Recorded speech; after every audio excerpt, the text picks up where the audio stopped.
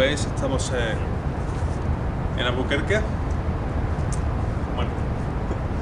no es exactamente Albuquerque, es en Nueva York. Y la vista fascinante. Quería hablaros hoy de este libro de José Morella, supongo que se pronuncia así, Morella y no, supongo, no Morella. Asuntos propios, recién publicado por Anagrama. Es una de las 3 menciones especiales del último premio Herralde, que ganó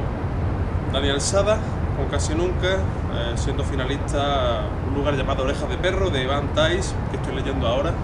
con bastante interés, por cierto. Y hubo como 3 menciones especiales, recomendación de publicación, que fueron Bajo este sol tremendo, de Carlos Busquets, Temporada de caza para el león negro, del mexicano Trino Maldonado, y Asuntos propios, de José Morella. Bien, esta novela me ha sorprendido mucho, me ha parecido muy interesante y me parece muy recomendable, por varios motivos. Algunos de ellos no puedo desvelarlos si no queremos un poco pues desvelar la trama más allá de lo razonable. Pero esta novela trabaja en una dirección que me parece muy interesante.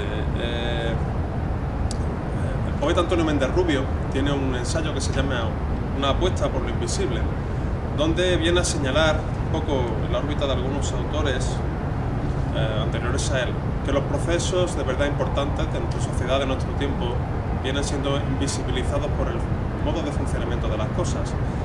y que a veces sacarlos de la invisibilidad, materializarlos, corporeizarlos, señalarlos, sacarlos a la luz, sería un proceso muy recomendable de poner sobre la mesa aquellas dinámicas, aquellos procesos que hacen que de verdad sean las cosas como son en nuestra sociedad. Se me ocurren autores contemporáneos españoles en este sentido, afines a este modo de trabajar, serían, por ejemplo, Isaac Rosa o Belén Gopegui, o remontándonos unos años antes, a mediados de los años 80 del pasado siglo, también Mercedes Soriano, que publicó algunas novelas interesantes en Alfaguara, sería otra autora de este tipo. En poesía, el mismo Antonio Méndez Rubio o Jorge Rietzmann son también autores que trabajan en este campo, ¿no? Antonio Gamoneda tiene unos versos que dicen, en Arden las pérdidas, que dice que vamos de lo visible a lo invisible. Y este recorrido, esta poética, o esta estética, si ustedes lo prefieren, va por este camino. He copiado aquí una cita de Novalis que me parece romántico alemán, muy interesante, que dice: estamos más estrechamente ligados a lo invisible que a lo visible. Si cobrásemos de pronto la elasticidad necesaria, veríamos que estamos en medio de este mundo. Esta cita me viene muy al caso de esta novela de José Morella por 2 motivos. Primero, por lo que digo de la referencia a la poética de lo invisible, pero sobre todo a esta frase de estamos en medio de este mundo, porque Asuntos propios es una novela que va precisamente sobre eso, sobre un personaje que de pronto entiende lo que significa estar en el medio del mundo. Es un traductor, una persona mayor de en torno a los 70 años, que de pronto, recluido siempre, traduciendo, metido en sus libros, llevando una vida aislada, aparte, que de pronto decide un día bajar a la calle, en el sentido quizá de Blas de Otero, tal y como Blas de Otero lo dijo, y descubre que hay otra realidad, descubre a través del enamoramiento de una persona inmigrante, precisamente la calle a la que él mismo se ha negado durante años a vivir, y el descubrimiento en todos los sentidos, tanto por el descubrimiento del amor como por el descubrimiento de esa otra vida social, precisamente metaforizada o caracterizada a través de su hija, pues le lleva a una especie de epifanía, de darse cuenta de todo aquello a lo que ha ido renunciando durante todos los años y que de pronto descubre y le explota, nunca mejor dicho, en la cara. Es una novela muy interesante, tanto desde el punto de vista literario como desde el punto de vista ético. Sobre este último punto de vista, precisamente sobre esa visibilización a la que hacía referencia, les voy a leer un párrafo de las páginas 133 y 134 que me ha parecido muy interesante. ¿Cómo había hecho para mirar todo el tiempo sin ver nada? Es posible que la familia sea siempre lo que se mueve y cambia sin pausa alrededor de un punto ciego. El punto ciego es eso que hay en los retrovisores de los coches, o mejor dicho, eso que no hay, lo que no se refleja en los espejos de tu coche. Tú vas conduciendo y si te atreves a seguir avanzando a 100 o 120 km por hora dentro de esa caja metálica, sin detenerte horrorizado ante la locura que estás cometiendo, es porque no eres consciente de la magnitud del punto ciego, de la existencia de un ángulo indeterminado de visión al que tú jamás accedes, un espacio cerrado a ti donde puede ocurrir cualquier cosa, absolutamente cualquier cosa.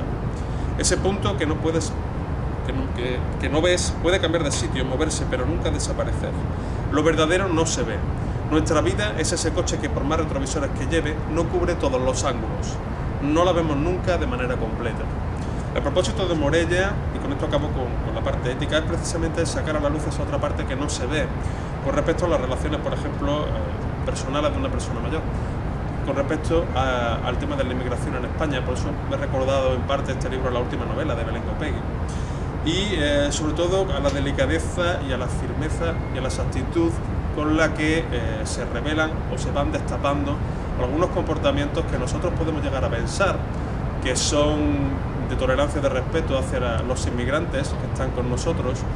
pero que a lo mejor no lo son tanto. En este sentido me pareció muy interesante leer, comentar ese libro aquí, en esta ciudad, en Nueva York, uno de los sitios donde casi todo el mundo es inmigrante, en un país donde hay mucha gente inmigrante como yo mismo. Eso con respecto al punto de vista ético. Con respecto al punto de vista estético, una cosa que me ha interesado mucho es que esta novela, Asuntos propios de José Morella,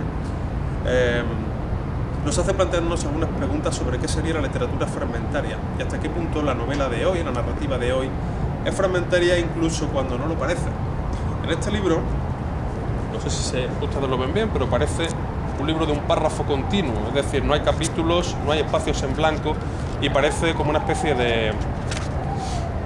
caja continua de texto que no se interrumpe para nada, con lo cual parecería en un primer momento todo lo contrario de un libro fragmentario, y sin embargo no es así. Es un libro fragmentario, está compuesto de fragmentos párrafos que van desarrollando, si queremos, hasta microcuentos relacionados con los personajes o micropensamientos de los mismos, escenas muy cortas, flashbacks, retrocesos temporales, ideas que les suscitan recuerdos de otra época, cosas que hacían con sus hijos, o en el caso de la protagonista femenina, cosas que hacían en su país de origen. Muy cortos que se van sucediendo alternativamente, conformando por una parte la historia de Roberto y por otra la historia de Jacinta. Espero no equivocarme en el nombre del personaje femenino, pero Jacinta, sí, efectivamente. Entonces, la historia de Jacinto y la historia de Roberto, que son dos personajes cuyas vidas están cruzadas porque se han enamorado, se van sucediendo y en ninguna de ellas prácticamente ocupa en ningún caso casi más de un folio y medio. Pero el hecho es que hay una construcción totalmente fragmentaria de la novela que se va sucediendo alternativamente, lo que pasa es que se van engarzando esos fragmentos de una forma secuencial, de forma que las dos historias se desarrollan paralelamente y confluyen al final en esta caja única del texto, pero no por ello esta novela deja de ser fragmentaria, a pesar de ser prácticamente un solo capítulo, si queremos llamarlo así. Como digo, es una novela que tiene aspectos muy interesantes, tanto narrativa como sociológicamente, y desde luego es me parece una buena ópera prima, si no me equivoco, la primera novela de José Morella, me parece un gran comienzo, y desde luego me gustaría recomendarles a todos su lectura.